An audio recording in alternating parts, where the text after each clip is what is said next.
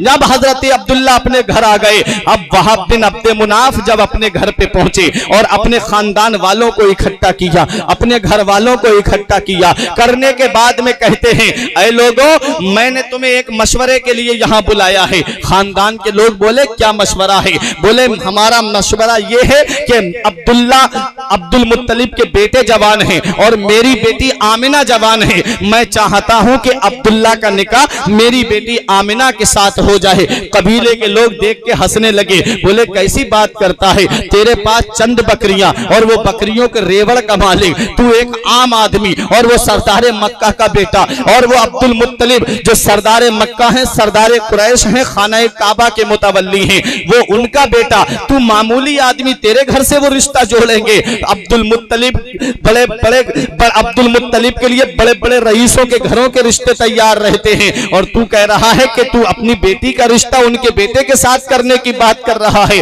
कहा, लोगों, अगरचे मैं गरीब हूं, ऐ लोगों, अगरचे मैं पैसे वाला नहीं हूं, लेकिन कयामत के दिन वो अब्दुल मुत्तलिब के अमीर बेटे का हाथ मांगने वालों में मुझ जैसे गरीब का भी तो नाम आ जाएगा।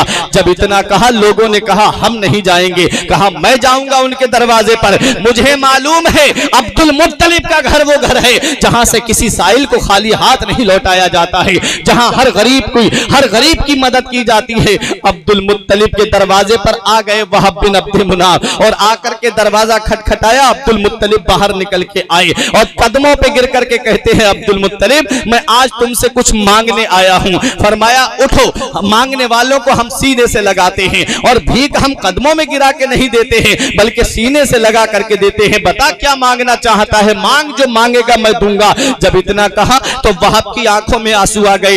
हजरत वहाब बोले कि मैं आज आपसे दौलत का सवाल करने नहीं आया हूं, कोई प्रॉपर्टी का सवाल करने नहीं आया हूं, बल्कि आपके बेटे अब्दुल्ला के लिए अपनी बेटी का हाथ मांगने, अपनी बेटी के लिए मैं आपके बेटे अब्दुल्ला का हाथ मांगने के लिए आया हूं। अल्लाह अकबर। जब इतना सुना, इतना सुनने के बाद अब्दुल मुत्तलिब बोले, जरा ये तो बता, तेरी बेटी का नाम क्या है? अब्दुल मुत्तलिब जो सरदार मक्का हैं, अब्दुल मुत्तलिब जो सरदार कुरैश हैं, अब्दुल मुत्तलिब जो खाना काबा के मुतवल्ली हैं, जो हजारों बकरियों के मालिक हैं। जरा सुनो तो सही, हजरत अब्दुल मुत्तलिब ने हजरत वहाब से ये नहीं कहा तेरी प्रॉपर्टी कितनी है, ये नहीं पूछा तेरी जमीन कितनी है, ये नहीं पूछा तेरी जायदाद कितनी है। फरमाया, बता तेरी बेटी का नाम क्या है? कहा, मेरी बेटी का नाम आमिना है। जब इतना सुना, हजरत अब्दुल मुत्तलिब नाम पे गौर करने लगे।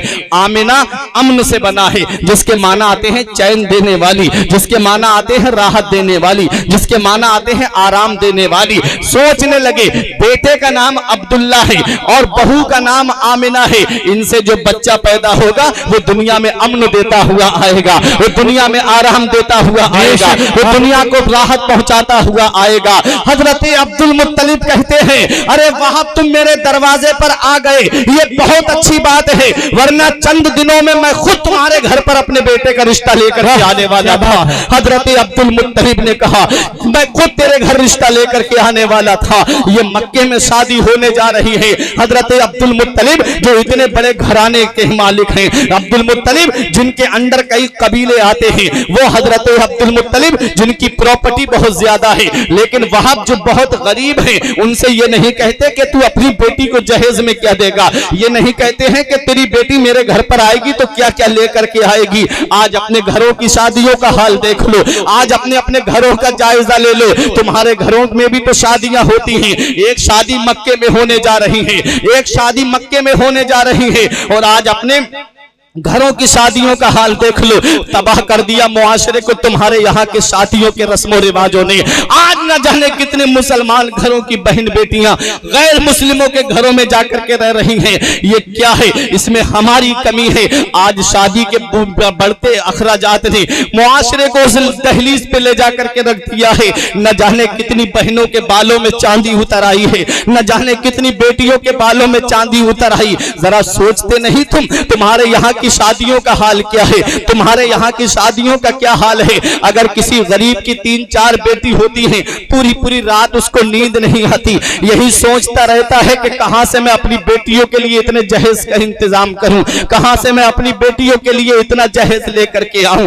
एक बेटी की शादी करने में इतना कर्ज उस गरीब को हो जाता है कि और बेटियों के बालों में चांदी उतर आती है, और बेटियां घर में उनकी उम्र बढ़ती रहती है, 30-30 साल 35-35 साल की उम्र हो जाती है, और वो यही सोचती रहती है काश मेरे बाप के पास में पैसा होता, काश मेरे बाप के पास में दौलत होती, काश मेरे बाप के पास में इतना रुपया होता तो मेरा बाप मेरे भी हाथ पीले कर देता। आज ऐसे ऐसे गलत रस्मों रिवाज चल गए। अभी हमारे तरफ एक मंगनी हुई थी, उस मंगनी के अंदर बुलेट दी गई थी लड़के के बहनोई को। जरा सोचो तो सही बुलेट की कीमत कितनी होती है। हमारे तरफ 2,80,000 से ऊपर तकरीबन 3 लाख के करीब उसकी कीमत है। उस बुलेट को बहनोई को जब बुलेट दी गई है तो लड़के के बाप को क्या दिया गया होगा, लड़के की माँ को क्या क्या दिया गया होगा, लड़के की बहनों को क्या क्या दिया गया होगा, क्योंकि उमूमन बहनोइयों को और भाइयों को ज्यादा कुछ नहीं दिया जाता है। थोड़ा सोचने की बात है ये बात। और इतनी नुमाइश की गई उस मंगनी की,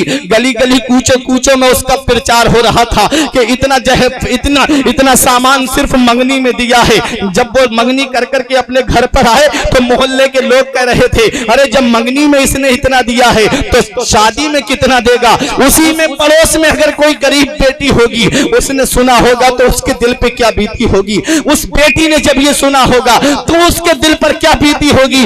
आज मेरे रब ने तुझे अमीर कर दिया, आज मेरे रब ने तुझे पैसा दे दिया, आज मेरे रब ने तुझे दौलत दे दी, आज मेरे रब ने तुझे प्रॉपर्टी दे दी। तू उस प्रॉपर्टी की नुमाइश कर रहा है, तूने गरीबों का ख्याल नहीं किया, तूने उन फकीरों का ख्याल नहीं किया जिनके घर में जवान बेटियां बैठी हुई हैं।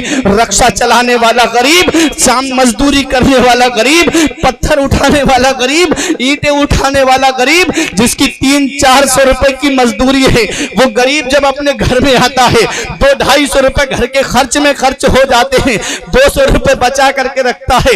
कहां से इतनी प्रॉपर्टी जमा करेगा, कहां से इतना पैसा जमा करेगा। जरा सोचो तो सही उन गरीबों का क्या हाल होगा। जब मोहल्ले पड़ोस में उस मंगनी का जिक्र किया गया होता, उन गरीबों की बेटियों पे कैसी बीत रही होगी। काश मेरे मौला तूने मेरे बाप को भी दौलत दी होती, मेरे बाप को भी गरीब ना बनाया होता तो आज मेरा बाप भी मेरे हाथ पीले कर देता। तुम्हारे यहाँ की शादियों में कैसे रस्म रिवाज आज पैदा हो गए। इस्लाम में तो सादा निकाह का रिवाज था। आज आओ अपने जहन को जरा करीब करो, आज हमारा मुआशरा कहां पर पहुंच गया, आज हमारी सोसाइटी कहां पर पहुंच गई। आज तबाह कर दिया इस मुआशरे को इस रस्म रिवाज ने। ऐसे ऐसे मुआशरे में चीजें जन्म लेने लगी। उस गरीब ने अगर किसी से कह दिया मेरी बेटी का रिश्ता लगाओ, तो जो बीच वाला होता है वो कभी महीनों रिश्ते को चलाता रहता है, कभी लड़के के यहाँ खाता है, कभी लड़की के यहाँ पर खाता है, और वो गरीब 300 रुपए की मजदूरी करने वाला ला करके उसको अच्छा खिलाता है ताकि मेरी बेटी का रिश्ता कराएगा। और उसके महीनों रिश्ता चलने के बाद में कहता है कि लड़के का बाप देखने के लिए आएगा या लड़के की मां देखने के लिए आएगी। ये सारी बातें आज इस दौर में चल रही हैं। कभी खबर आती है अभी बहन और बहनोई देखने के लिए रह गए हैं, वो भी देखने के लिए आएंगे। कभी खबर आती है अभी लड़के का भाई रह गया है, वो भी देखना चाहता है। उसके बाद महीनों रिश्ते चलते हैं, 6-6 महीने रिश्ते चलते हैं, 1-1 साल रिश्ते चलते हैं। उसके बाद में क्या नतीजा निकलता है, यही नतीजा निकलता है कि आकर के कहता है कि लड़के के भाई को लड़की पसंद नहीं आई या लड़के के बहनोई को लड़की पसंद नहीं आई। अरे जालिम, जब रिश्ता करना ही नहीं था क्यों उस गरीब के घर पर गया खाने के लिए। जब तुझे उस घर से रिश्ता जोड़ना ही नहीं था क्यों तू उसके घर पर जाकर के कह रहा था कि मैं तेरी बेटी का रिश्ता करा दूंगा। अरे नादान, क्या इसका हिसाब नहीं देना पड़ेगा। मेरा रब सब जानता है। मेरे रब ने आज तुझे अमीर बना दिया है। हमने उन लोगों को भी देखा है जो कभी कारों से घूम रहे थे, आज उनके पैरों में चप्पल नसीब नहीं है। और हमने उन गरीबों को भी देखा है जिनके पैरों में चप्पल नहीं होती थी, आज बिल्डिंगों में महलों में फख्र कर रहे हैं। रोजी देने वाली जात अल्लाह की है, दौलत देने वाली जात अल्लाह की है, पैसा देने वाली जात अल्लाह की है, सरमाया देने वाली जात अल्लाह की है। मौला अली शेर खुदा फरमाते हैं दौलत पर और सेहत पर कभी भरोसा मत करना, क्योंकि बीमारी आने में वक्त नहीं लगता और पैसे के जाने में वक्त नहीं लगता। ये क्या है हजरत गिरामी, अगर अल्लाह ताला ने इस इंसान को मालदार बनाया रहा था, इसको चाहिए था कि गरीबों की गरीबी के लिहाज रखता, गरीबों की मदद करता, गरीबों को अपने सीने से लगा के कहता, अरे नादान, अगर किसी का रिश्ता जुड़ भी जाता है तो अगर वो घर पर आ जाए उसका समधी, तो पूछता है, समधी साहब जरा ये बताओ कि तुम बारात कितनी लेकर के आओगे? तो कहता है बारात क्या, ऐसी 500-600 लोग आ जाएंगे तेरे घर पर बारात में। अल्लाह अकबर, खुद तो 100 लोगों के कार्ड छपवाए दावत देने के लिए, और जब बारात लेके जा रहा है तो 500 और 600 की बारात लेकर के जा रहा है। मजदूरी करने वाला गरीब कहां कहां से ला करके जोड़ करके खाने का इंतजाम करता है, कहां कहां से जोड़ करके अपनी बेटी को जहेज देता है। अरे जिसने अपनी बेटी दे दी उसने अपना सब कुछ दे दिया। आज वही बेटी जब अपने ससुराल में आती है तो उसे जहेज का ताना दिया जाता है, उसे जहेज के ताने दे करके आज भी मुआशरे के अंदर तंग किया जाता है। आओ जरा देखो अपने यहाँ की शादियां देखो, और एक शादी मक्के में होने जा रही है। हजरत अब्दुल मुत्तलिब हजरत वहाब से कहते हैं कि तू अपनी सिर्फ बेटी का नाम बता दे, मुझे तेरी दौलत से मतलब नहीं, मुझे तेरी प्रॉपर्टी से मतलब नहीं, मुझे तेरे खानदान से मतलब नहीं, सिर्फ तू अपनी बेटी का नाम बता। हजरत वहाब बोले मेरी बेटी का नाम आमिना है। अब्दुल मुत्तलिब बोले मुझे रिश्ता मंजूर है। ये नहीं पूछा जहेज में क्या दोगे, ये नहीं पूछा तेरी बेटी मेरे घर क्या लेकर के आएगी। बोले बारात कब लाओगे? कहा जा तीसरे दिन तेरे घर पर बारात आएगी। कहा लोग कितने आएंगे? कहा 11 लोगों से ज्यादा लोग तेरे घर पे बारात में नहीं आएंगे। अल्लाह अकबर, ये 500-500 की बारातें ले जाने वालों, ये 1-1 की बारातें ले जाने वालों, ये 600 की बारातें ले जाने वालों, जरा सीखो मक्के की शादी से कैसा निकाह हो रहा है मक्के में, और आज अपने यहाँ के निकाहों को देख लो। यही वजह है कि बहू जो घर में आती है 1 महीना नहीं गुजरता अपना चूल्हा अलग कर लेती है। अरे नादान, तूने उसको बहू समझाई कब था? तूने उसको अपनी बेटी समझाई कब था? तूने तो अपने बेटे की बोली लगवाई थी, तूने तो अपने बेटे को बेचा था, तेरे बेटे को खरीदा है उसने, कैसे तुझे तेरा बेटा तेरे काम आ सकता है? और वो लड़की जो तेरे घर में बहू बन करके आई है, उसके बाप, उसने अपने बाप का रातों में रोना देखा है। जो तूने बीच वाला बिचपई बनाया था, उसने जाकर के कहा था कि उधर की खबर है कि उसके पड़ोस में जो शादी हुई है उसे फला गाड़ी मिली है, उससे छोटी गाड़ी नहीं होना चाहिए बल्कि बड़ी होना चाहिए। वो रातों में रक्षा चलाने वाला गरीब अपने बिस्तर पे आंसू बहाए हैं, रातों में मजदूरी करने वाले गरीब ने आंसू बहाए हैं, दोनों मियां बीवी बैठ के एक चारपाई पे रोए हैं। क्या बेटी ने ये रोना नहीं देखा होगा अपने बाप का? क्या बेटी ने अपने माँ के आंसू नहीं देखे होंगे? यही वजह है कि जब वो बेटी जब बहू बन करके आती है तो फिर वो बेटी बन के नहीं आती है, फिर वो बहू बन करके रहती है। 1 महीना नहीं गुजरता, जिस बेटे के लिए तूने जहेज की इतनी बड़ी चीजें मांगी, मैंने उन बुजुर्गों को भी देखा है जिन्होंने एसी, फ्रिज और गाड़ियों का मुतालबा किया। उन लोगों को एक प्याले में पानी पीना तक नसीब नहीं होता है, सारा सामान बहू अपने कमरे में अलग रख लेती है, गाड़ी पर एक बार भी उस बुजुर्ग को बैठना नसीब नहीं हुआ, लेकिन वो मांगने के लिए, बेटे के लिए अपना हलक फाड़ करके कह रहा था कि मुझे मेरे बेटे के लिए ये चाहिए। अरे नादान, तुझे अल्लाह ने दौलत दी थी, तू उस गरीब के घर पे जाता, उसका हाथ अपने हाथ में रख के कहता है, ए मेरे भाई, अल्लाह ने मुझे दौलत दी है, अल्लाह ने मुझे पैसा दिया है, अल्लाह ने मुझे सरमाया दिया है, अल्लाह का दिया सब कुछ मेरे पास है, बस एक बेटी की कमी है, मुझे, मैं बेटी को लेने के लिए आया हूँ।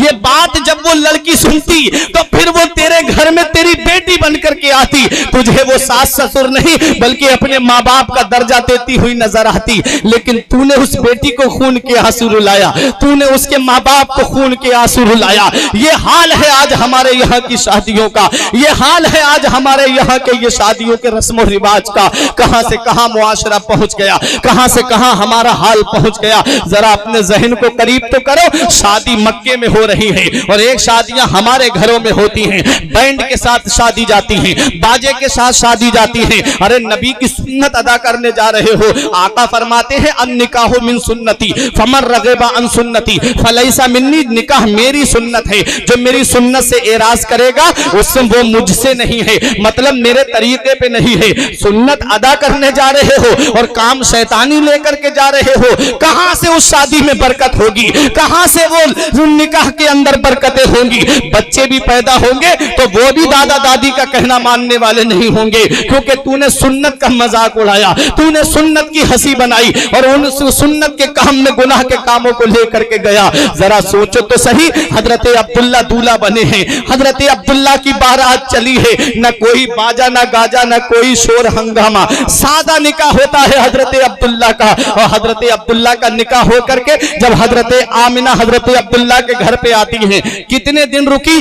3 दिन रुकी। और जब तीसरे दिन हजरत आमिना अपने वालिद हजरत वहाब बिन अब्द मुनाफ के घर पर पहुंची तो रोने लगी, आंखों से आंसू निकलने लगे। बाप ने जब बेटी को रोते हुए देखा तो आंखों में आंसू आ गए, बोले मेरी बेटी, मेरी लाल, क्या बात है? क्या अब्दुल मुत्तलिब के घर में कोई परेशानी है? क्या अब्दुल मुत्तलिब के घर में खाने की परेशानी है? क्या तेरा शौहर अब्दुल्ला तुझे नहीं समझता? तब हजरत आमिना ने कहा, ऐ मेरे अब्बा, ऐसी कोई बात नहीं है, मुझे हजरत अब्दुल मुत्तलिब के घर में कोई परेशानी नहीं है। कहा फिर बेटी रो क्यों रही हो? कहा अब्बा, अगर पूरे मक्के में सबसे ज्यादा सखी कोई घराना है तो वो अब्दुल मुत्तलिब का घराना है। पूरे मक्के में अगर सबसे ज्यादा मोहब्बत करने वाला कोई घराना है तो वो अब्दुल मुत्तलिब का घराना है। कहा बेटी फिर रो क्यों रही हो? कहा अब्बा, इससे पहले जब मैं आपके घर पर थी तब मैं बाहर निकला करती थी तो अलग बात होती थी, लेकिन आज जब मैं अब्दुल मुत्तलिब के घर से आई हूँ और आपके घर तक जितने रास्ते में चीजें पड़ी हैं, अगर दरख्त पड़े तो उनसे मुझे सलाम की आवाज आई, पत्थर मिले तो पत्थर सलाम कर रहे थे। अरे अब्बा, मैं पहाड़ियों से गुजरी तो पहाड़ियों से सलाम की आवाज आ रही थी।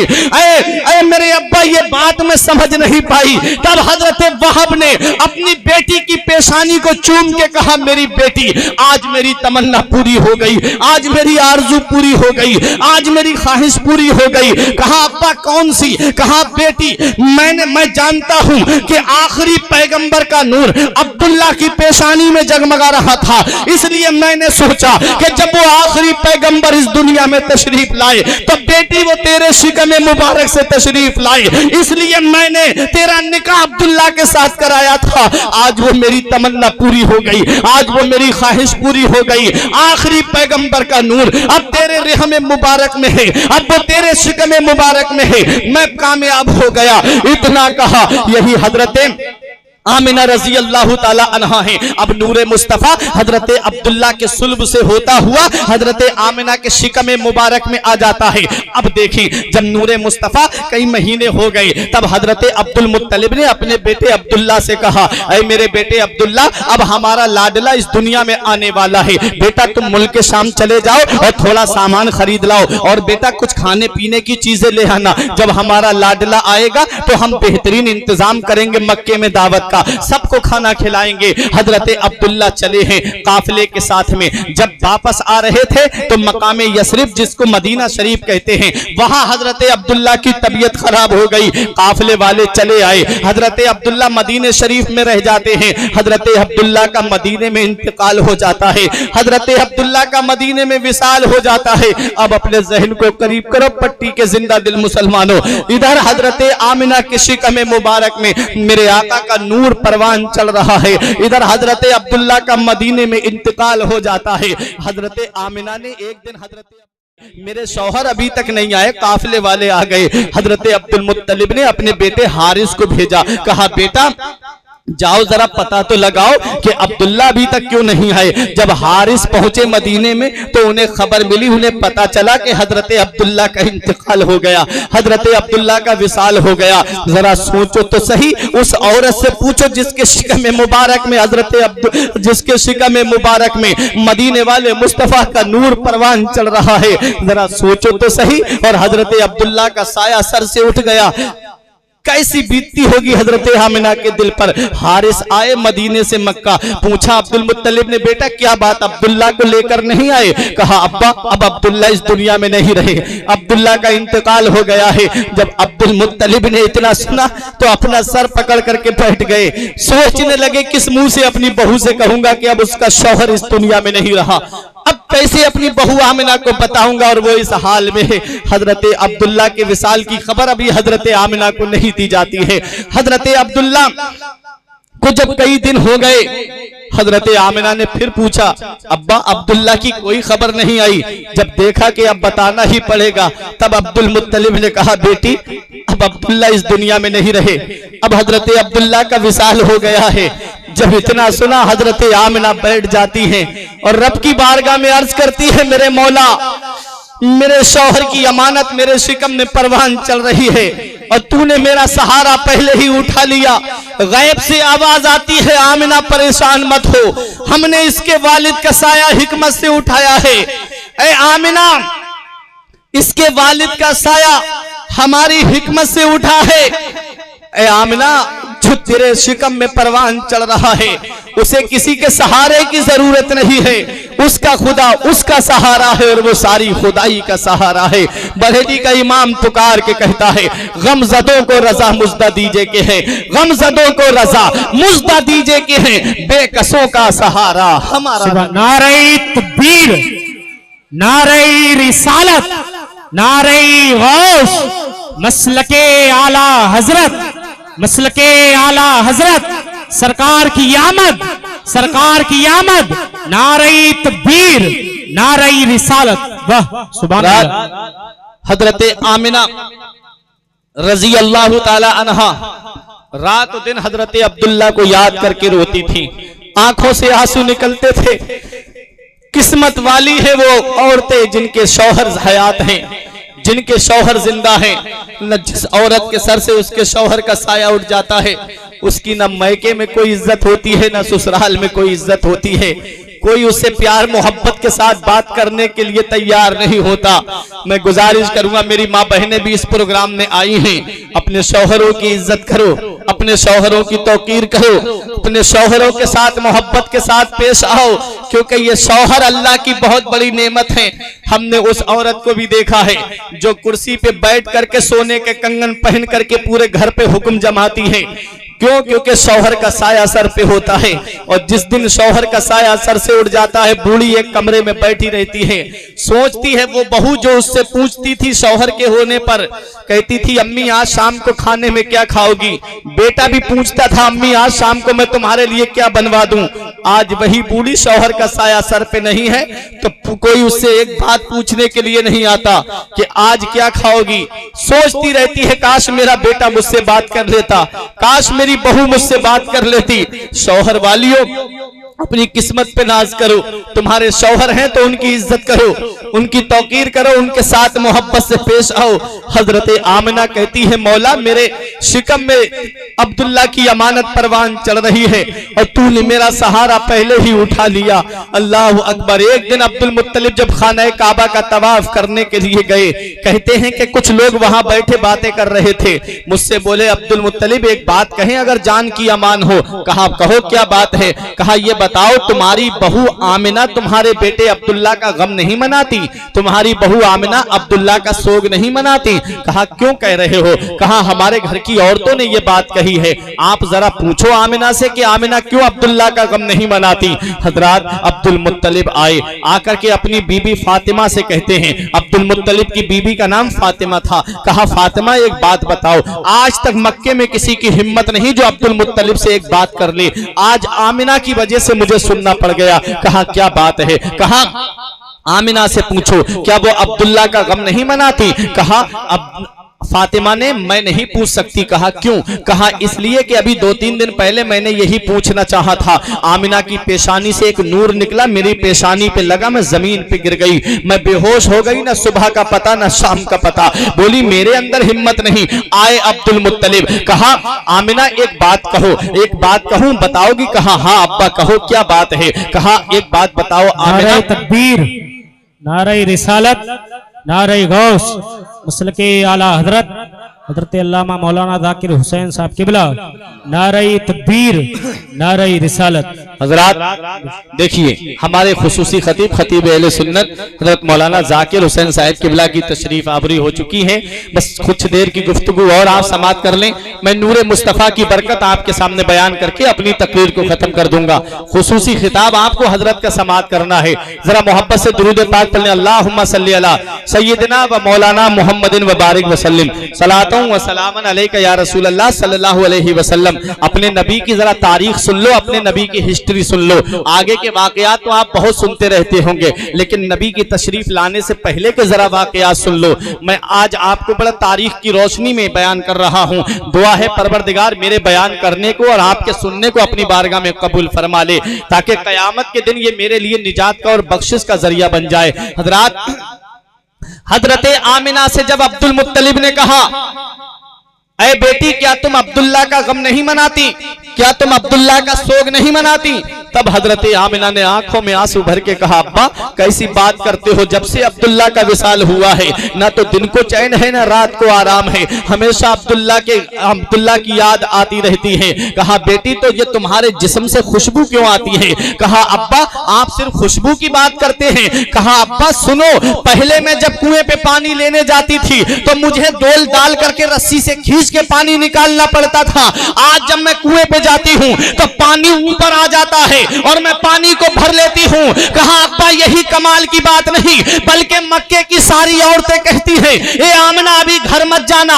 कहा क्यों, कहा जब तुम घर चली जाती हो तो कुएं का पानी नीचे चला जाता है, हमें डोल डाल करके भरना पड़ता है, आमिना जब तक तुम खड़ी रहती हो पानी ऊपर रहता है। और यही कमाल की बात नहीं अब्बा, जब मैं पहाड़ों से गुजरती हूँ तो पहाड़ों से सलाम की आवाज आती है, जो दरख्तों से गुजरती हूँ दरख्त ऊपर होते हैं नीचे आ जाते हैं और कहते हैं अस्सलातु वस्सलामु अलैके उम्मी या रसूल अल्लाह, ए अल्लाह के रसूल की माँ तेरे ऊपर सलाम हो। कहा यही कमाल नहीं, कहा अब्बा यही कमाल नहीं अब्बा, जब मैं गलियों से गुजरती हूँ सारी गलियां खुशबू से महकने लगती हैं, बरेली का इमाम पुकार के कहता है उनकी महक ने दिल के गुंजे खिला दिए हैं, उनकी महक ने दिल के गुंजे खिला दिए हैं, जिस राह चल गए हैं कूचे बसा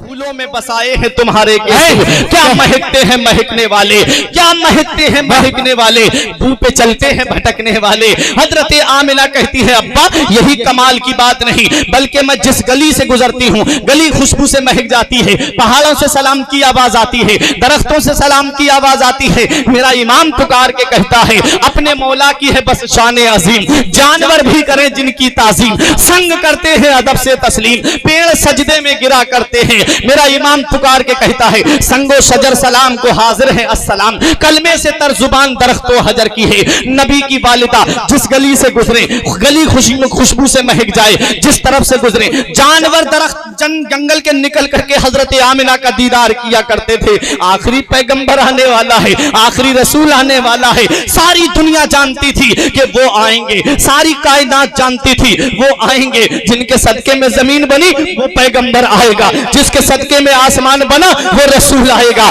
जिसके सदके में चांद बना वो रसूल आएगा, जिसके सदके में सूरज बना वो रसूल आएगा। अरे चांद ने जब सूरज से पूछा ए सूरज ये तो बता जिसके सदके में हम पैदा किए गए हैं वो पैगंबर कब आएगा, वो रसूल कब आएगा, तो सूरज ने कहा अरे चांद तू कब से इंतजार कर रहा है, मैं तो समझ रहा था उस पैगंबर का इंतजार सिर्फ मैं कर रहा हूं, अरे तू कब से कर रहा है, तो चांद ने कहा अरे मैं तो इस बात का इंतजार कर रहा हूं कब वो पैगंबर मक्के में तशरीफ लाए और मक्के वालों के कहने पर कब वो मुझे उंगली का इशारा करे और मैं दो हिस्सों में बट जाऊं, दो हिस्सों में तकसीम हो जाऊं और कयामत में रब की बारगाह में कह दूं मौला मेरे कटे हुए वजूद को देख, मेरे वजूद को मोहम्मद रसूलुल्लाह की उंगलियों ने देखा है, नबी की अंगुष्ठे मुबारक ने देखा है। तब चांद ने कहा ऐ सूरज तू उनका इंतजार कब से कर रहा है, तो सूरज ने कहा अरे जब से मैं तो उस पैगंबर का इंतजार कर रहा हूं, इसलिए कि मकामे सहबा में अली शेरे खुदा की जब असर की नमाज कजा हो जाए तो वो पैगंबर उंगली का इशारा कर दे तो मैं डूब चुका हूं तो वापस निकल करके आ जाऊं, ताकि कयामत में कह दूं कि मौला मेरे वजूद को देख, मुझे मोहम्मद रसूलुल्लाह की अंगुष्ठे मुबारक ने देखा है। मेरा इमाम पुकार के कहता है सूरज उल्टे पांव पलटे चांद इशारे से हो चाक, सूरज उल्टे पांव पलटे चांद इशारे से हो चाक, अंधे नजदी देख ले कुदरत रसूलुल्लाह। सारी कायनात इंतजार कर रही है। ये आसमान उसी महबूब की आमद के लिए सजाया गया, ये जमीन का फर्श उसी महबूब की आमद के लिए सजाया गया, ये सूरज की लाइट उसी महबूब की आमद के लिए लगाई गई, ये चांद को पैदा किया गया तो उसी महबूब के इस्तिकबाल के लिए सारी कायनात इंतजार कर रही है।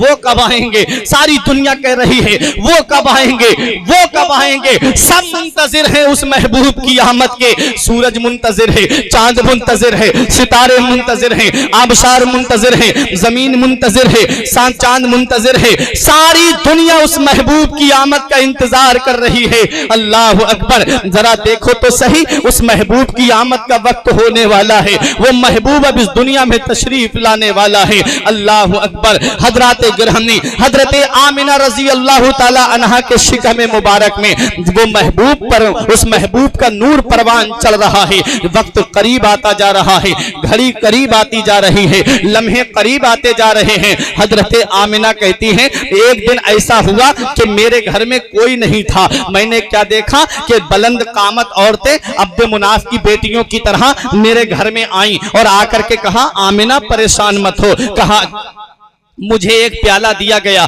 उसमें शरबत था दूध से ज्यादा सफेद, बर्फ से ज्यादा ठंडा, शहद से ज्यादा मीठा। कहा आमिना इसे पी लो। हजरत आमिना कहती हैं मैंने जब उसे पिया तो पीने के बाद मेरी सारी घबराहट दूर हो गई। हजरत गिरामी हजरत आमिना कहती हैं, हजरत आमिना का बयान है कि मैंने क्या देखा कि आसमान के सितारे ऐसा लग रहा था जैसे मेरे आंगन में गिर जाएंगे। हजरत आमिना कहती हैं एक पर्दा आया गैब से, कहा आमिना इस पर्दे को मजबूती से पकड़ लो। हजरत आमिना ने जब उस पर्दे को पकड़ा, कहती हैं कि उसकी रोशनी में एक ऐसा नूर निकला कि मैंने उस नूर की रोशनी में मुल्क शाम के महल्लात को देख लिया। अल्लामा हसन पुकार के कहते हैं फरमाते हैं कि ऐ शहंशाह मदीना अस्सलातु वस्सलाम, जीनत अर्शे मुअल्ला अस्सलातु वस्सलाम। रोशनी में आमिना ने जिनकी देखा मुल्क शाम, वाह क्या वाह चांद निकला अस्सलातु वस्सलाम। हजरात महबूब की आमद होने वाली है। हजरत ईसा अलैहिस्सलाम से लेकर के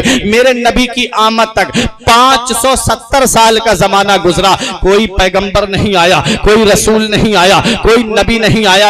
आप जरा सोचो तो सही, अगर एक महीना इमाम अपनी कौम को मसले ना बताए, एक महीना इमाम अगर अपनी कौम के सामने शरीयत की बातें ना बताए तो कौम कहां से कहां पहुंच जाती है। जरा सोचो तो सही। लोग अपनी तरफ से मसले गढ़ करके लोग आपस में ही बातें कर लेते हैं, इस मसले का जवाब ये है, ये मसला ये है, करते हैं कि नहीं करते हैं। अब जरा सोचो, हजरत ईसा अलैहिस्सलाम से लेकर मेरे नबी की आमद तक 570 साल का जमाना गुजर गया। कोई पैगंबर नहीं आया, कोई रसूल नहीं आया, कोई नबी नहीं आया।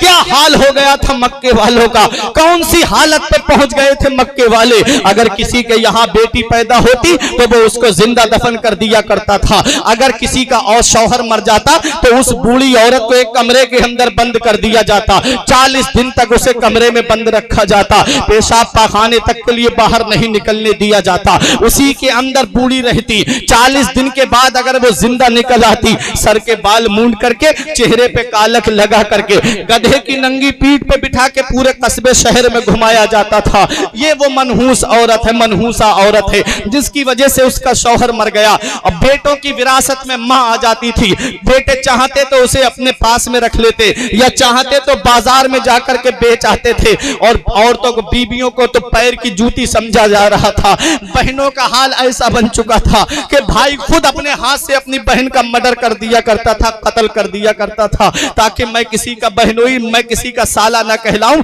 और कोई मेरा बहनोई ना कहलाए। इस हाल में मक्के वाले पहुंच चुके थे। महबूब की आमद से पहले बच्चियों को जिंदा दरगोर किया जा रहा है, नबी की आमद से पहले बच्चियों को जिंदा गाड़ा जा रहा है। जरा सोचो तो सही। एक सहाबी है जिनका नाम हजरत दहिया कल्बी है, उन्होंने आका की बारगाह में आके कहा था आका क्या अल्लाह मेरे गुनाह माफ कर देगा। आका ने फरमाया तेरे गुनाह क्या हैं। कहा आका मैंने बहुत गुनाह किए हैं। फरमाया गुनाह तो बता, मेरा रब बख्शने वाला मेहरबान है, अल्लाह समंदर के झागों के बराबर भी गुनाह माफ कर देता है। कहा तुम्हारा गुनाह क्या है। तब दहिया कल्बी बोले आका मैं अपने कबीले का सरदार था, मेरे अंडर 70 घर आते थे और मैंने अपने इन हाथों से 70 लड़कियों को जिंदा गाड़ दिया है, मैंने अपने इन हाथों से 70 लड़कियों को जिंदा दफन कर दिया है। इतना सुनना था। मेरे आका की बारगाह में जिब्राइल अलैहिस्सलाम हाजिर हुए, अर्ज करते हैं आका दहिया कल्बी से कह दीजिए कि वो इस्लाम कबूल कर ले, कलमा पढ़ ले, अल्लाह सारे गुनाह माफ कर देगा। मेरे आका ने जब ये खुशखबरी सुनाई तो दहिया कल्बी और रोने लगे। फरमाया रो क्यों रहे हो? कहा आका एक गुनाह मुझसे बहुत बड़ा हुआ है। फरमाया क्या? कहा मेरी बीबी पेट से थी, मेरी बीबी हामिला थी और मैं तिजारत के लिए जा रहा था। अपनी बीबी से कह के गया अगर तेरे शिकम से लड़का पैदा हो तो मोहल्ले में मिठाइयां बांटना, अगर लड़का पैदा हो तो खुशी का इजहार करना, और अगर लड़की पैदा हो तो गला दबा करके मार देना। दहिया कल्बी कहते ये कह के मैं चला गया। 7 साल के बाद में आया। आने के बाद में आका मैंने अपना दरवाजा खटखटाया, अंदर से एक बच्ची ने दरवाजा खोला। जब बच्ची ने दरवाजा खोला मैंने पूछा तू कौन है? उसने कहा मैं इस घर के मालिक की बेटी हूँ। उस बच्ची ने पूछा आप कौन है? कहा मैं इस घर का मालिक हूँ। वो बच्ची छोटी सी मेरे पैरों पे लिपट गई, बोली अब्बा आप कहाँ चले गए थे? मैं कब से अपनी माँ से पूछती थी अब्बा कब आएंगे, मैं आपके बारे में सुबह शाम पूछती थी अम्मी अब्बा कब आएंगे। दहिया कल्बी रोते जा रहे हैं और आका से अर्ज करते जा रहे हैं आका मेरी बच्ची ने मेरे पैरों को पकड़ के कहा अब्बा आपने आते आते बहुत देर कर दी। मैंने अपनी बीवी से कहा बीवी ये किसकी बेटी है? कहा ये आपकी बेटी है। कहा मैंने तुझसे क्या कहा था कि लड़का पैदा हो तो उसे जिंदा रखना, लड़का पैदा हो तो मोहल्ले में मिठाइयां बांटना, लड़का पैदा हो तो खुशी का इजहार करना, और लड़की पैदा हो तो जिंदा दफन कर देना, उसका गला दबा करके मार देना। दहिया कल्बी ने जब इतना कहा तो बीबी ने कहा मेरे शौहर मैंने जब बच्ची को जन्म दिया था मुझे तुम्हारी नसीहत याद थी, मैं इसका गला दबाना चाहती थी, तब मेरे ज़मीर ने आवाज दी अगर तूने इस बच्ची को मार दिया तो कयामत तक के लिए माँ की ममता से भरोसा उठ जाएगा, कयामत तक के लिए कोई माँ के ऊपर भरोसा नहीं करेगा। दहिया कल्बी की बीबी ने कहा इसलिए मैंने अपनी बच्ची को नहीं मारा। अरे नादान ये बेटी है, देख इसका चेहरा देख कैसा फूल सा खिलता हुआ चेहरा है। दहिया कल्बी कहते आका जमाना जाहिलियत था, मेरे अंदर जिहालत उठ कर आई। आका मैंने अपनी बच्ची को गोद में लिया, बीबी को धक्का दिया, बीबी दूर जाकर के गिरी, मैं कुदाल लेकर के चलने लगा। जब मैं चल रहा था तो रास्ते में मेरी बेटी ने मुझसे पूछा बाबा कहाँ जा रहे हो? कहा मैंने कहा एक दावत में जा रहा हूँ। बोले जल्दबाजी में आका मैं चप्पल नहीं पहन सका, मेरे आका मेरे पैरों में कांटे चुभने लगे, जब मेरे पैरों से खून निकला तो मेरी बेटी ने खून देख लिया, बोली बाबा अब्बा बाप का खून बहा के दावत नहीं खानी है, बाप का खून बहा करके हमें दावत नहीं खानी है, अब्बा घर पे वापस चलो। दहिया कल्बी कहते मुझे फिर भी रहम नहीं आया, मैं जंगल की तरफ निकल पड़ा, मैंने गड्ढा खोदना शुरू कर दिया। जब मैं गड्ढा खोद रहा था मेरी बेटी अपने छोटे छोटे हाथों से मिट्टी उठा करके बाहर डाल रही थी, उसे नहीं पता कि ये गड्ढा उसी के लिए खोदा जा रहा है, उसे नहीं मालूम था कि आज उसका बाप जल्लाद बन चुका है, बेटियों का ये हाल मक्के में हो चुका था। जरा सोचो तो सही।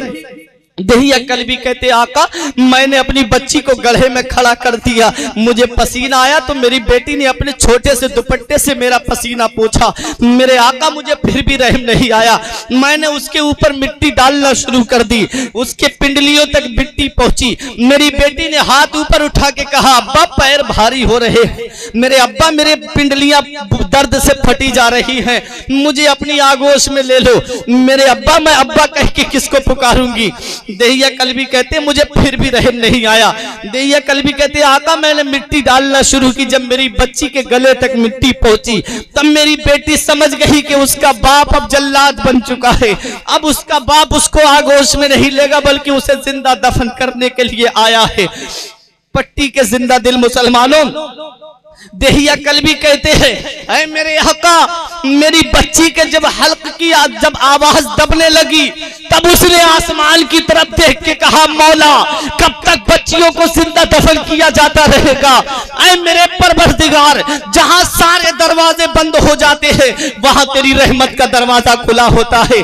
इधर तुम जिस हिंदुस्तान में रहते हो इसी गंगा नदी के किनारे पर ऐसा दौर बन चुका था, अगर किसी का शौहर इंतकाल कर जाता तो उस जवान लड़की को भी उसी चिता पे जला जला दिया जाता था, उसका बाप भी निगाहों के सामने खड़ा होता, उस बेटी का चचा भी निगाहों के सामने होता, उस बेटी का भाई भी उसका निगाहों के सामने खड़ा होता।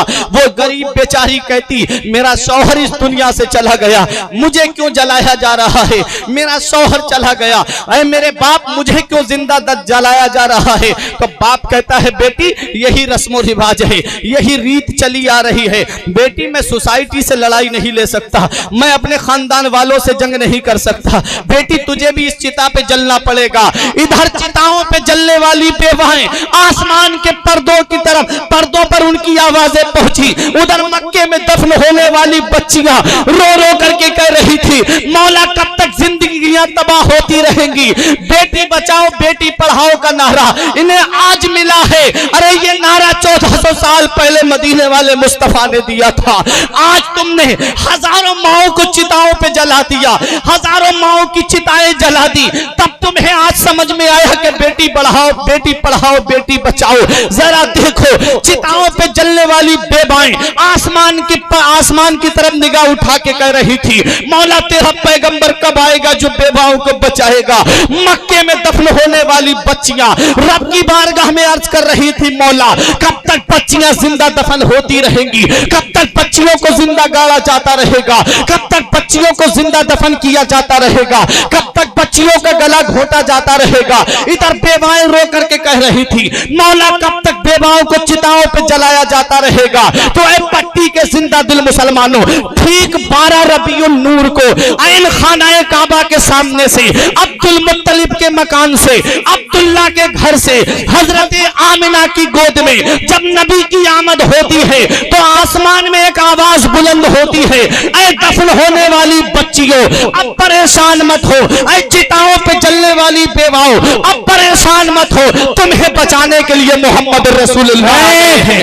नारे तकबीर, नारे रिसालत, नारे गौस, मसलके आला हजरत, सरकार की आमद, सरकार की आमद, आका की आमद, दिलदार की आमद, सोने की आमद, मक्की की आमद, मदनी की आमद, नारे तकबीर। वाह।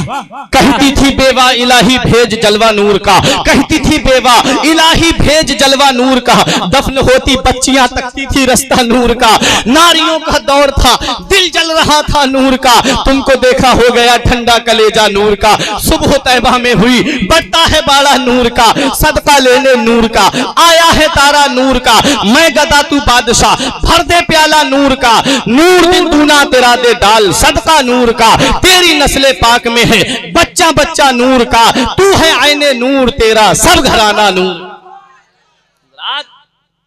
मुस्तफा आए बेवाएं मुस्कुराने लगी, मुस्तफा आए बच्चियां मुस्कुराने लगी, मुस्तफा आए यतीम मुस्कुराने लगे, मुस्तफा आए गरीब कमजोर मुस्कुराने लगे, मुस्तफा आए गुलाम मुस्कुराने लगे, मुस्तफा आए गरीब मुस्कुराने लगे, मुस्तफा आए जो परेशान हाल थे वो मुस्कुराने लगे। हमारी परेशानी को दूर करने वाला पैगंबर आ गया। बेटियां कह रही थी हमें बचाने वाला पैगंबर आ गया, बेवाएं कह रही थी हमें जलने से बचाने वाला पैगंबर आ गया। नबी की आमद हुई मक्के की सरजमीन पर, मुस्तफा तशरीफ लाए मक्के की सरजमीन पर। मेरे नबी की आमद पर हर एक खुशियां मना रहा है, फरिश्ते खुशियां मना रहे हैं, अंबिया खुशियां मना रहे हैं। जिब्राइल की खुशी का आलम ना पूछो। 3 झंडे लेके आए, एक काबे की छत पे गाड़ा, एक बैतुल मुकद्दस की छत पे गाड़ा, एक हजरत आमिना के मकान की छत पे गाड़ा। एक रिवायत है कि एक काबे की छत पे गाड़ा, एक मशरिक में गाड़ा, एक मगरिब में गाड़ा, और दुनिया को पैगाम दे दिया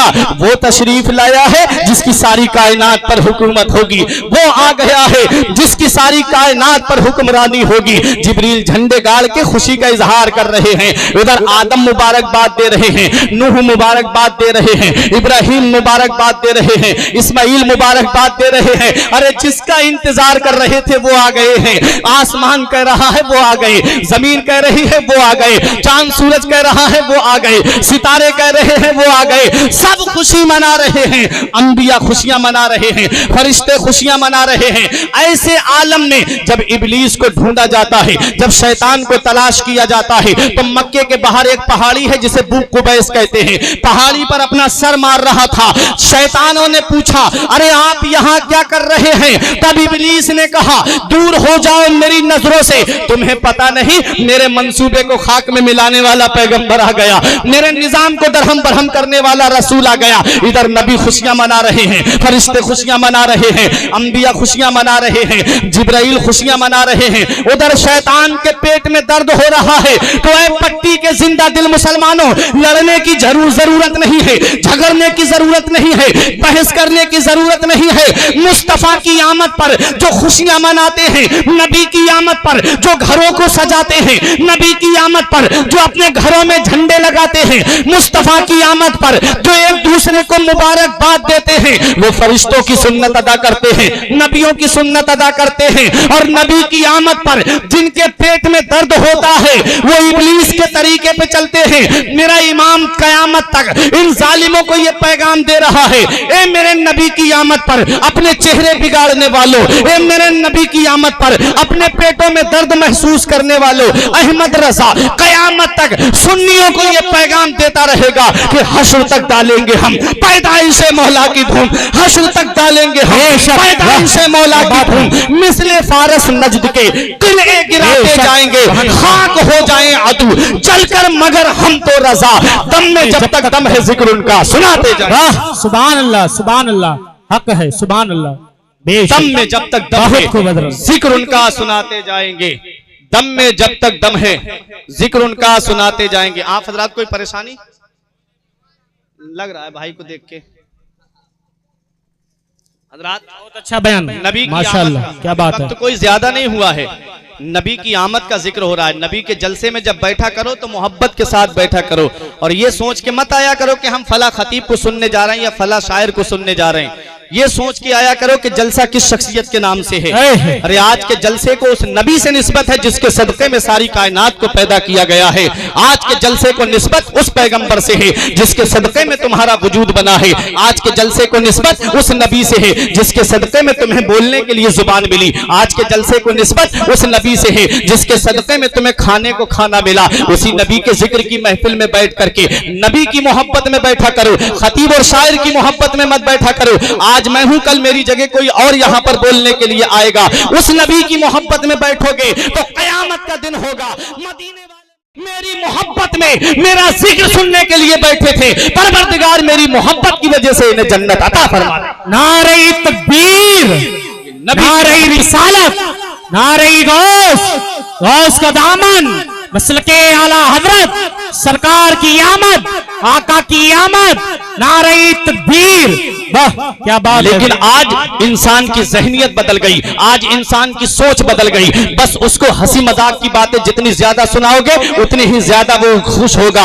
और उसको वही चीज ज्यादा पसंद आएगी। तुम नहीं जानते कि हमारे नबी ने क्या पैगाम दिया, तुम नहीं जानते हमारे नबी ने क्या दर्स दिया, तुम नहीं जानते कि हमारे नबी ने क्या सबक दिया।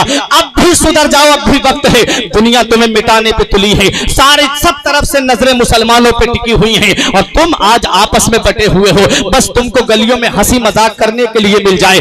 तुम नहीं जानते सबकी नजरें तुम्हारे ऊपर टिकी हुई हैं।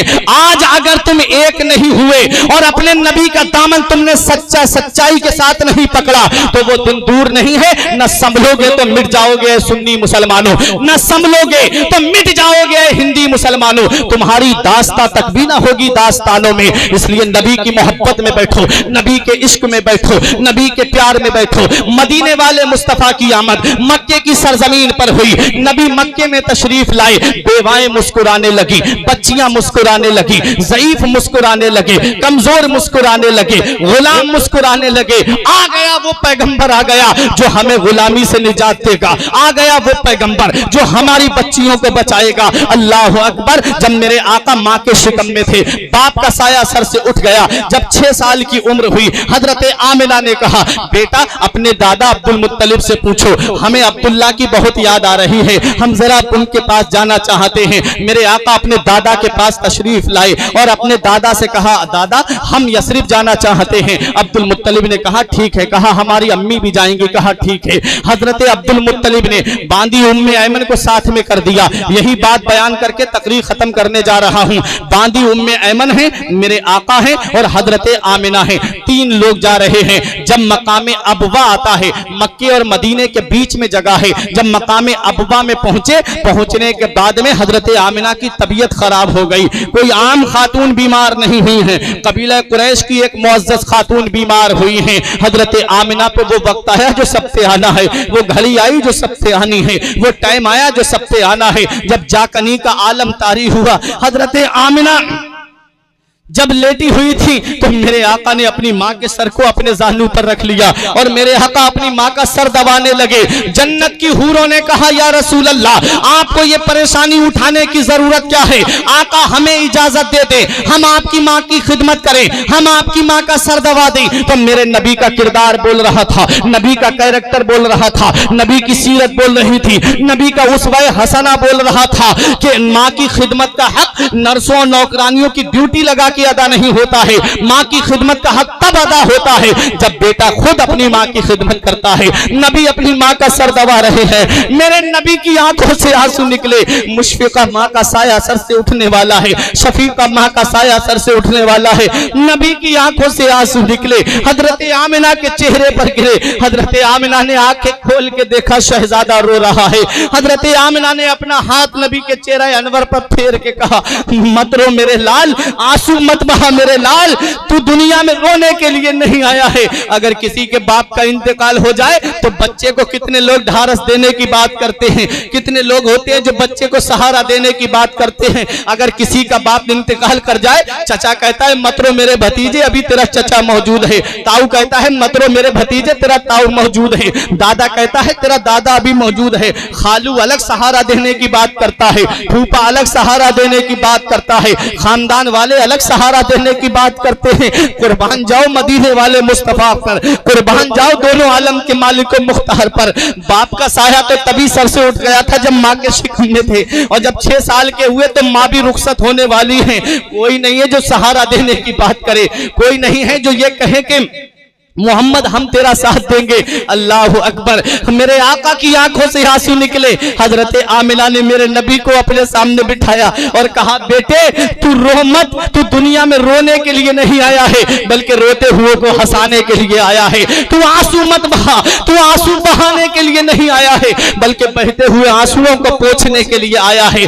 बच्चे माँ बाप की मौत पर इसलिए रोते हैं कि माँ बाप के बाद में बेसहारा हो जाएंगे। मेरे लाल तू किसी के सहारे का मोहताज नहीं है, तेरा खुदा तेरा सहारा है और तू सारी खुदाई का सहारा है। मेरा इमाम पुकार के कहता है गमज़दों को रजा मुज़दा दीजे के है, गमज़दों को रजा मुज़दा दीजे के है, बेकसों का सहारा हमारा नबी। मेरे आका को हजरत आमिना ने सामने बिठाया और बिठाने के बाद में कहा बेटे मोहम्मद हर नई चीज को पुराना हो जाना है, हर बाकी को फना हो जाना है। मेरे लाल व जिक्रा बाक, मेरा जिक्र हमेशा बाकी रहेगा। वह बलद तोहरा, इसलिए कि मैं तेरे जैसा पाकीज़ा बेटा छोड़ के जा रही हूँ। मेरा जिक्र कभी खत्म नहीं होगा, मेरा चर्चा कभी खत्म नहीं होगा, मेरा नाम कभी नहीं मिटेगा। मेरे लाल तेरे जैसा सुथरा बेटा छोड़ के जा रही हूँ। मेरे लाल तेरा चर्चा मशरिक से लेके मगरिब तक, शिमाल से लेके जुनूब तक सारी दुनिया में होगा। मेरे आका की वालिदा ने जब इतना कहा कि बेटे मेरा जिक्र कभी खत्म नहीं होगा, तेरे जैसा सुथरा बेटा छोड़ के जा रही हूँ।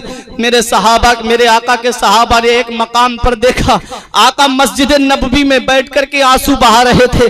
सहाबा ने पूछा आका आज आप रो क्यों रहे हैं? तो मेरे नबी ने फरमाया आज मुझे मेरी माँ के वो आखिरी जुमले याद आ रहे हैं जो मेरी माँ ने मुझसे आखिरी वक्त में कहे थे। मेरे आका के सहाबा ने अर्ज किया, आका क्या कहे थे? तो मेरे नबी ने इरशाद फरमाया, मेरी माँ ने मुझे अपने सामने बिठा करके कहा था कि मेरे बेटे, मेरा जिक्र कभी खत्म नहीं होगा, मेरा नाम कभी नहीं मिटेगा। मैं तेरे जैसा पाकीज़ा और सुथरा बेटा छोड़ के जा रही हूँ। मुझे वो माँ के जुमले याद आ रहे हैं। मेरे नबी से जब हजरत आमिना ने ये जुमले कहे, उसके बाद हजरत आमिना की आवाज खामोश हो गई। मेरे नबी अपनी अम्मी के कानों के करीब अपने मुबारक लबों को ले जाके कहते हैं, अम्मी और बोलो ना, अम्मी और बोलो ना, अम्मी और कहो ना। हजरात 2 मरतबा मेरे नबी ने कहा।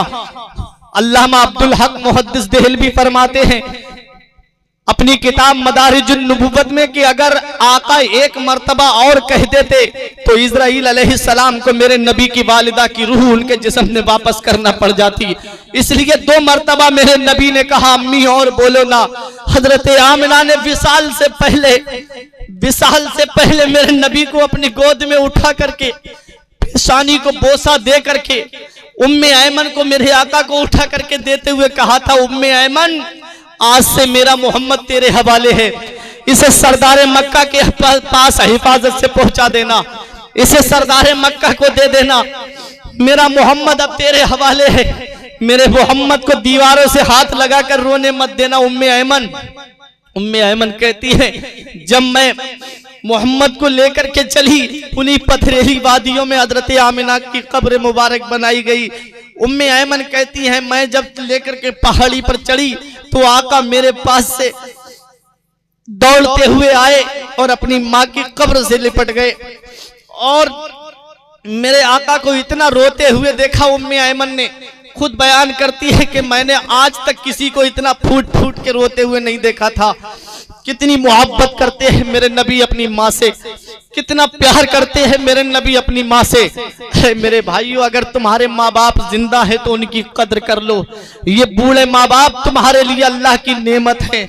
जिस दिन ये साया सर से उड़ जाता है तो कोई सहारा देने की बात करने वाला नहीं होता।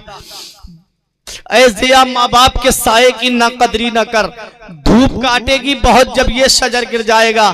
माँ बाप का साया क्या है ये उन बच्चों से पूछो जिनके माँ बाप इस दुनिया में नहीं है। कैसे अपनी जिंदगी बसर करते हैं, कैसे अपनी जिंदगी काटते हैं। माँ बाप हयात हैं तो उनकी खिदमत कर लो। नबी फरमाते हैं, तेरे माँ बाप तेरे लिए जन्नत भी है और तेरी जहन्नम भी है। साहबा ने पूछा, आका कैसे? फरमाया, अगर माँ बाप की खिदमत करोगे, फर्मा बरदारी करोगे तो अल्लाह जन्नत देगा, और अगर माँ बाप की नाफरमानी की, माँ बाप को बुढ़ापे में सताया तो अल्लाह जहन्नम में डालेगा।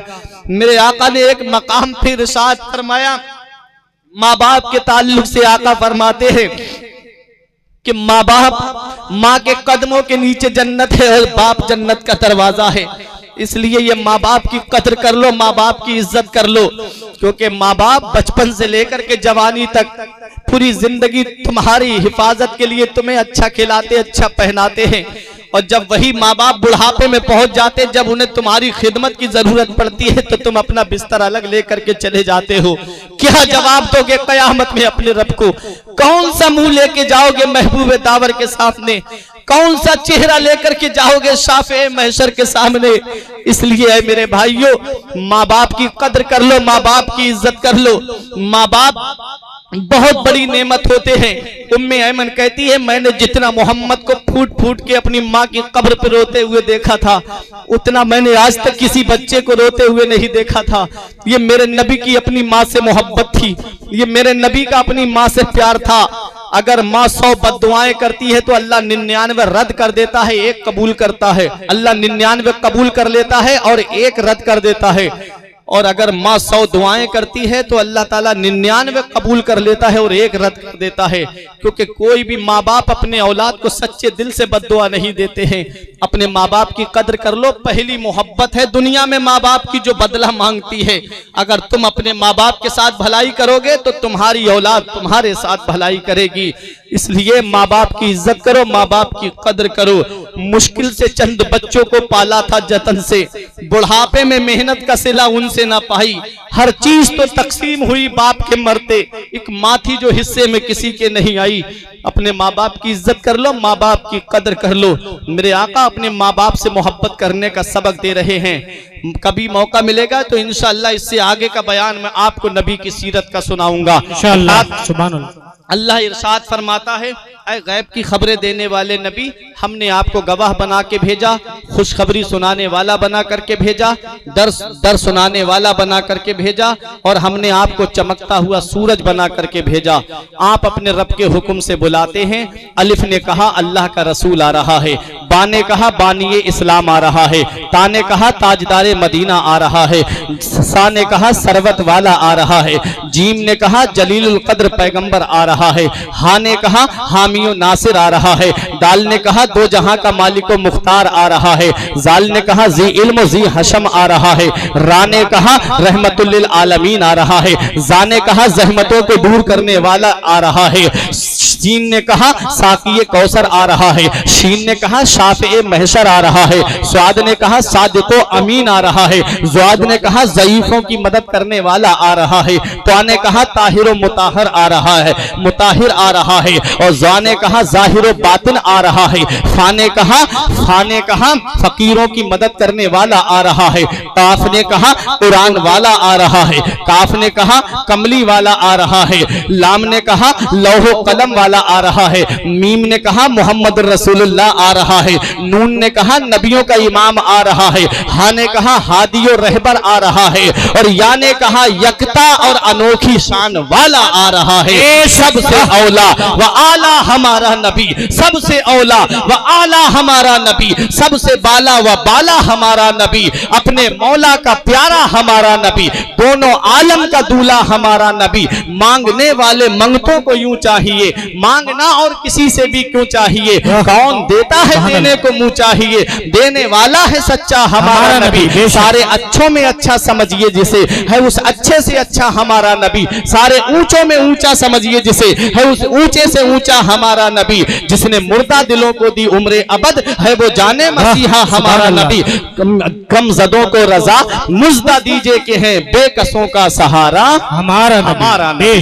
परवरदिगारे आलम की बारगाह में दुआ है, मेरे कुछ अर्ज करने में सबकत लिसानी की वजह से या बतकाज़ा बशरियत कोई गलती हो गई हो, मौला मुझे माफ फरमाए। अस्तगफिरुल्लाह रब्बी मिन कुल्ले ज़ंबि व अतूबु इलैहि। ला इलाहा इल्लल्लाहु मुहम्मदुर रसूलुल्लाह सल्लल्लाहु अलैहि वसल्लम। जिस्म फानी है, सजाने की जरूरत क्या है, हुस्न दुनिया को दिखाने की जरूरत क्या है, ऐसे आमाल करो कि रूह से खुशबू आए, इत्र कपड़ों पे लगाने की जरूरत क्या है। रही कली तो फूल खिलेंगे, जिंदगी बाकी रही तो फिर मिलेंगे। अस्सलाम वालेकुम।